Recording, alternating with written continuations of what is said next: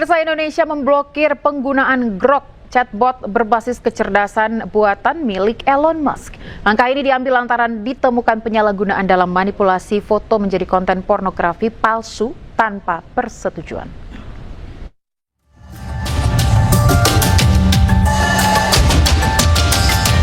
Pemerintah Indonesia memblokir sementara akses ke chatbot kecerdasan buatan Grok. Grok adalah chatbot AI yang dikembangkan oleh xAI milik Elon Musk. Menteri Komunikasi dan Digital RI, Mutia Hafid, menyebut aturan ini untuk melindungi perempuan, anak, dan masyarakat Indonesia dari risiko konten pornografi palsu.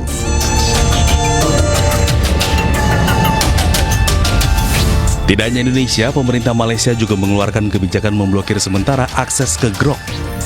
Grok disebut kerap disalahgunakan untuk menghasilkan gambar tidak senonoh hasil manipulasi yang melibatkan perempuan dan anak di bawah umur.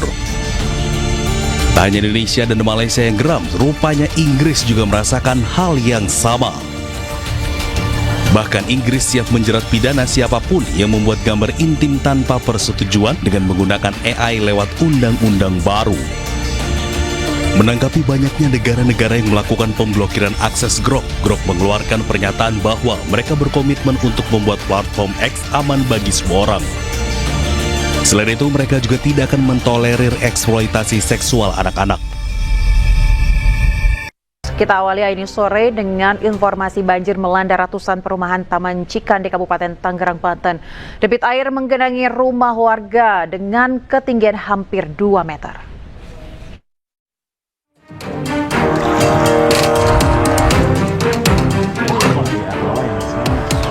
Banjir luapan Sungai Cidurian meluas dan merendam ratusan rumah warga perumahan Taman Cikande, Kecamatan Jayanti, Kabupaten Tangerang, Banten.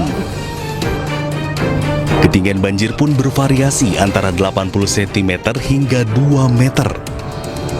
Banjir yang terjadi sejak Senin kemarin kian meluas dan merendam sebanyak 222 kepala keluarga mengungsi. Warga terdampak banjir mulai meninggalkan rumahnya masing-masing untuk mengungsi ke tempat yang lebih aman. Ini update sekarang ini airnya makin naik aja. Tadi pagi sempat turun karena hujan lagi, makin gede naik lagi. Ya meluas karena kemarin juga belum selesai ini di jalan saya udah naik lagi. Ya udah makin naik ke jalan lagi, makin meluas gitu. Camat Jayanti mengatakan pihaknya terus berupaya membantu mobilitas masyarakat termasuk membuat dapur umum untuk didistribusikan kepada warga yang terdampak. Kondisi banjir yang belum surut, bahkan justru cenderung agak naik gitu ya. Dari masyarakat kami bersama-sama dengan jajaran kepolisian dan TNI dan masyarakat sekitar ini membuat pos dapur umum untuk masyarakat ya. Jadi karena memang masyarakat sudah tidak bisa lagi beraktivitas di rumah untuk memenuhi kebutuhan makanannya, jadi kami membuat dapur umum. Dan diketahui perumahan Taman Cikande sudah terendam banjir selama 4 hari ini disebabkan tingginya curah hujan yang membuat Sungai Cidurian meluap. Dari Kabupaten Tangerang, Banten, Aimarani, iNews melaporkan. Dan untuk mengetahui kondisi terkini, pemirsa, kami telah terhubung dengan jurnalis iNews Aimarani di Cikande, Kabupaten Tangerang.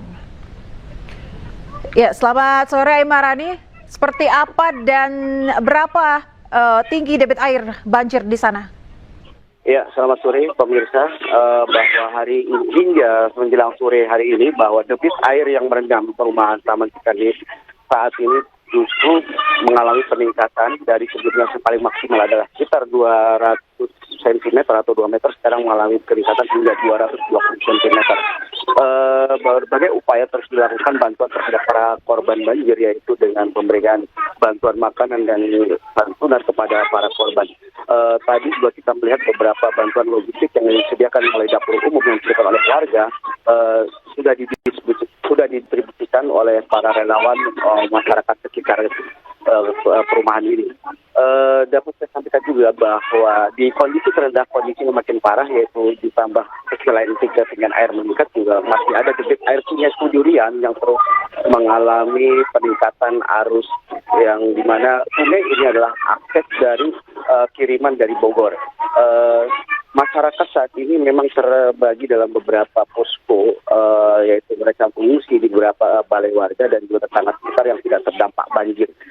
Tapi sebagian lagi tetap bertahan karena memiliki bangunan atau rumah yang dua lantai sehingga mereka tetap bertahan untuk tidak mengungsi. Tetapi yang tidak mengungsi ini tetap mendapat bantuan yang dikirim langsung oleh para relawan dan di lokasi banjir ini. Demikian. Aimarani, di belakang Anda itu sepertinya ada perahu karet ya. Bisa Anda perlihatkan seperti apa situasi di sana, di rumah-rumah warga saat ini? Oh ya, memang selain ada perahu yang dikeluarkan oleh Badan Penanggulangan Bencana, ini adalah perahu karet, bukan perahu karet, tapi perahu rakitan yang dirakit swadaya oleh masyarakat yang bisa digunakan untuk mengevakuasi warga yang ingin berlalu lalang atau melakukan aktivitas keluar rumah. Sehingga perahu ini juga sangat membantu karena kondisi keberadaan perahu karet juga sangat minim. Sehingga masyarakat ini secara swadaya merakit ini untuk dijadikan sebagai alat transportasi dan alat bantuan kepada masyarakat yang terdampak banjir. Demikian. Ya, Aimarani, di RT atau RW berapa di sana yang titiknya paling parah? Kebetulan secara keseluruhan memang paling parah ada berada di RW 2 dan 3 perumahan Ikande, sehingga ini memang posisinya seperti ceruk dan memang terendah dan tidak bisa air itu untuk keluar meskipun sudah ada upaya pembuatan tendon untuk menampung air, tapi karena debit hujan yang cukup tinggi dalam beberapa hari terakhir sehingga menyulitkan air untuk kembali keluar ke sungai. Demikian. Oke, Aimarani, bisa Anda tunjukkan sedikit saja mungkin di bagian pagar setinggi apa airnya untuk melihat debit air pada sore hari ini? Kalau kondisi saat ini saya berada sekitar di titik terendahnya, tetapi kalau kita berjalan lebih jauh lagi ke depan saya sana, di belakang saya itu posisinya justru sudah sampai di atap pemukiman rumah warga. Baik. Ini kondisi air di sekitar pemukiman warga yang berada di titik terendah dan Anda bisa lihat atau pemirsa bisa lihat bahwa kondisi sudah berada di atas lutut saya. Ini sudah dikunci karena mungkin pemiliknya sudah memilih untuk mengungsi. Baik, berarti sudah ada berapa jumlah warga yang diungsikan, Aimaran? Dari informasi rukun warga ada sekitar 222 kepala keluarga atau lebih dari 1.200 jiwa menurut informasi dari camat yang tadi datang ke sini bahwa yang mengalami musibah banjir di Kecamatan Jayanti ini. Baik, Aimarani, terima kasih atas laporan Anda pada sore hari ini. Selamat bertugas kembali dan jaga kesehatan serta keselamatan Anda. Pemirsa, ratusan rumah sepanjang aliran Sungai Kendal, Jawa Tengah terendam banjir. Aktivitas warga terganggu lantaran ketinggian air mencapai 70 cm. Hujan yang turun sejak Rabu siang sehingga Kamis dini hari mengakibatkan air Sungai Kendal meluap. Aktivitas warga terganggu lantaran air masuk ke dalam rumah warga dengan ketinggian 70 cm. Menurut masyarakat setempat, banjir sering terjadi setiap kali hujan deras akibat Sungai Kendal meluap. Sejumlah fasilitas umum seperti rumah sakit dan sekolah ikut terendam. Akibatnya aktivitas belajar mengajar siswa diliburkan. Ya emang sih udah langganan banjir setiap tahun. Tapi kalau dibuangnya ke sini semua kan payah ya. Saya nggak bisa jualan, bantuan mana nggak ada pernah sama sekali nggak ada bantuan. Banjir juga menggenangi jalur Pantura Kendal, akibatnya arus lalu lintas tersendat. Dari Kendal, Jawa Tengah, Edi Prayitno, iNews melaporkan. Sementara itu, pemirsa, intensitas hujan tinggi membuat rumah di 26 desa di Kudus, Jawa Tengah terendam banjir. Akibatnya, ratusan orang mengungsi di 4 posko pengungsian. Banjir masih melanda salah satu desa di Kecamatan Jati Kudus, Jawa Tengah. Ketinggian yang merendam rumah warga semakin meningkat, bahkan ada yang mencapai hampir 1 meter. Meski begitu, sebagian besar warga memilih untuk bertahan di rumah masing-masing dan enggan untuk dievakuasi ke pengungsian. Banjir ini merendam 18 RT di 5 RW dengan total warga terdampak mencapai 3.500 orang.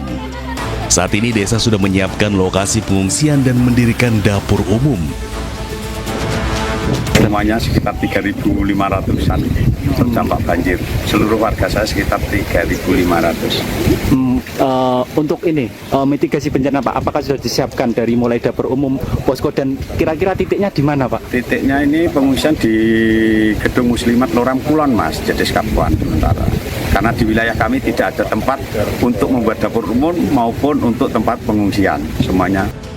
Data BPBD Kabupaten Kudus menyebutkan saat ini ada 26 desa di 6 kecamatan yang terdampak banjir. Sedikitnya 48.000 jiwa terdampak, sementara jumlah pengungsi saat ini mencapai 164 warga. Dari Kudus, Jawa Tengah, Nur Khairuddin, iNews melaporkan. Saat ini pemirsa, warga korban bencana Sumatera masih tinggal di pengungsian. Pemerintah pun mengebut rehabilitasi lokasi terdampak bencana.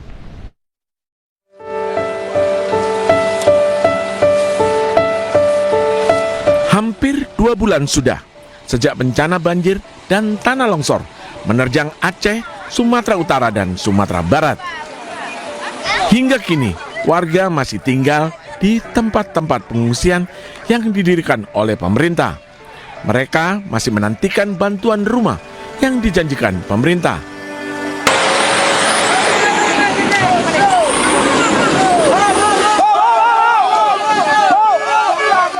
Penyaluran bantuan pun terhambat kondisi jalan yang masih sulit ditembus. Di Aceh Utara, mobil relawan nyaris terseret arus deras di aliran sungai Kecamatan Sawang. Pemerintah terus mendorong perbaikan wilayah terdampak bencana. Tim pengarah membentuk tim sekretariat hingga tim pelaksana untuk mempercepat penanganan. Nantinya, tim ini akan melaporkan hasil kerjanya secara berkala kepada Presiden Prabowo Subianto. Jadi kami di tim pengarah ini tugasnya adalah antara lain menetapkan rencana induk rehab rekon, kemudian juga rencana aksi untuk rehab rekon. Selain itu kita juga melakukan monitoring dan evaluasi serta memberikan laporan rutin kepada Bapak Presiden. Di dalam Kepres disebutkan bahwa kami harus melaporkan minimal 2 bulan sekali kepada Bapak Presiden. Sementara itu, pemerintah pastikan pasokan pangan di daerah terdampak bencana tidak mengalami gangguan signifikan. Meski sejumlah daerah sempat menghadapi kondisi darurat akibat bencana. Tim Liputan iNews melaporkan. Pemirsa, polisi menggelar rekonstruksi pembunuhan anak politisi PKS di Cilegon dengan menghadirkan pelaku utama ke tempat kejadian perkara. Pelaku dibawa ke lokasi untuk memperagakan seluruh rangkaian peristiwa.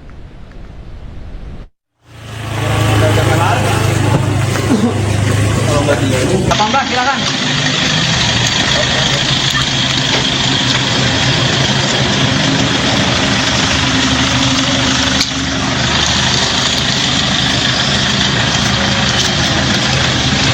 Polisi menggelar rekonstruksi pembunuhan anak politisi Partai Keadilan Sejahtera di Cilegon, Banten, Kamis siang. Dalam rekonstruksi tersebut, pelaku utama dihadirkan langsung ke tempat kejadian perkara di perumahan BBS 3, Kelurahan Ciwaduk, Kota Cilegon, Banten. Sejak pagi, polisi telah melakukan sterilisasi lokasi rumah korban. Garis polisi dipasang di sekitar TKP, sementara wartawan dan warga dibatasi mendekat demi kelancaran proses rekonstruksi. Kerabat dan keluarga korban hadir menyaksikan langsung rekonstruksi. Momen ini menjadi yang paling ditunggu keluarga karena diyakini akan membuka tabir motif pembunuhan keji yang merenggut nyawa korban. Kalau ketemu secara langsung, bersalaman segala belum pernah. Tetapi kalau hanya diperlihatkan di Polres sudah. Ya, saya sih belum bisa mengambil sikap karena saya pengen lihat rekonstruksi hari ini sebagaimana yang nanti kan kelihatan dari hasil rekonstruksi akan lebih jelas, lebih netral, lebih ya semuanya akan terlihat lah ketika rekonstruksi dilakukan. Pelaku dibawa ke lokasi untuk memperagakan seluruh rangkaian peristiwa. Kehadiran tersangka bertujuan memperjelas kronologi tindakan pelaku. Rekonstruksi ini menjadi bagian penting dalam melengkapi berkas perkara sebelum dilimpahkan ke tahap persidangan. Berdasarkan hasil penyidikan sementara, korban tewas dibunuh pelaku dengan 19 tusukan yang menyebabkan korban kehilangan nyawa di dalam rumahnya. Dari Cilegon, Banten, Iskandar Nasution, iNews melaporkan.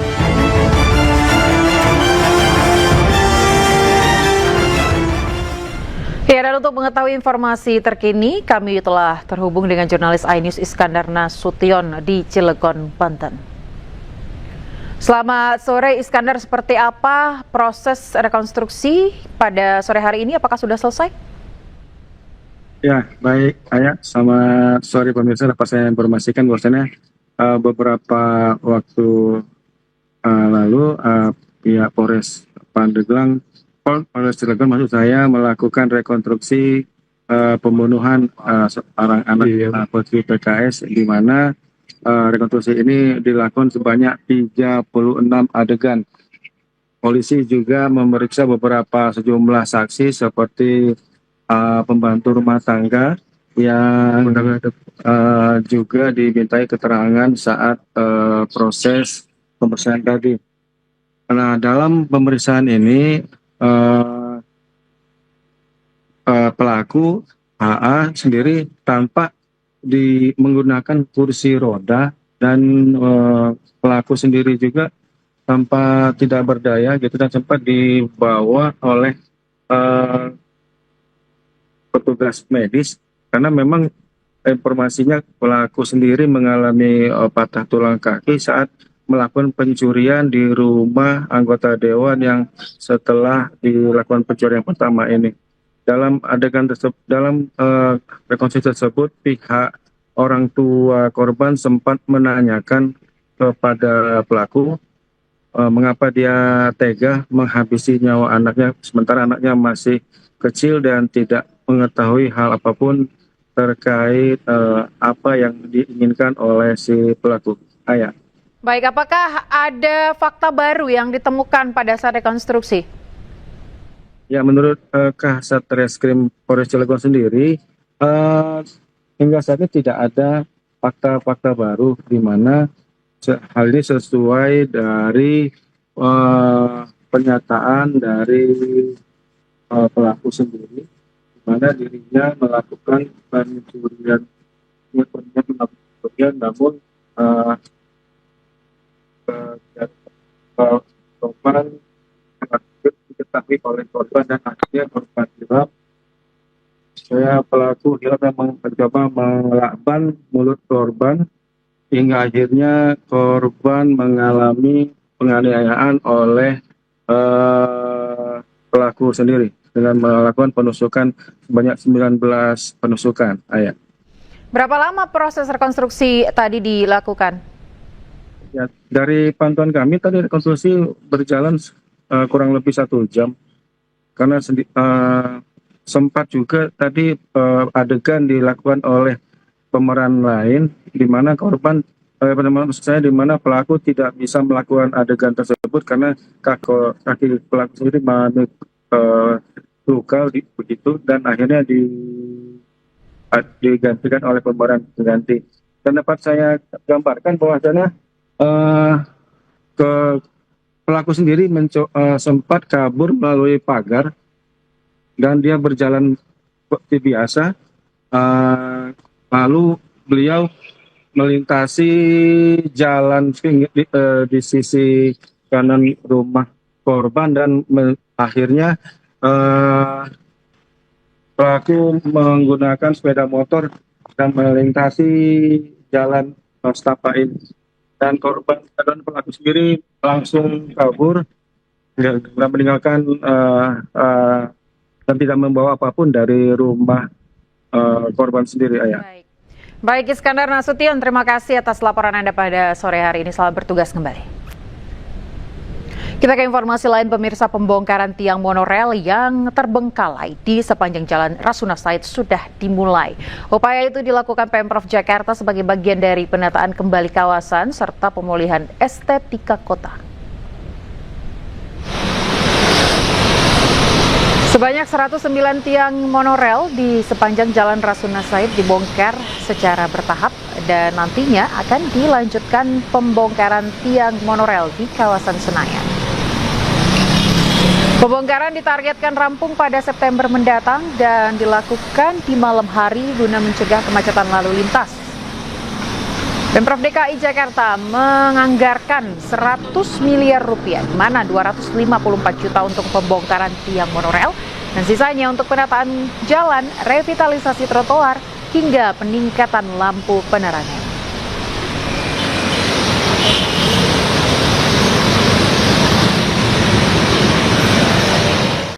Anda kembali di IDEO Sore bersama saya Aya Nufus. Pemirsa, ribuan buruh berunjuk rasa di depan gedung DPR Jakarta. Mereka menuntut kenaikan upah untuk penuhi kebutuhan hidup.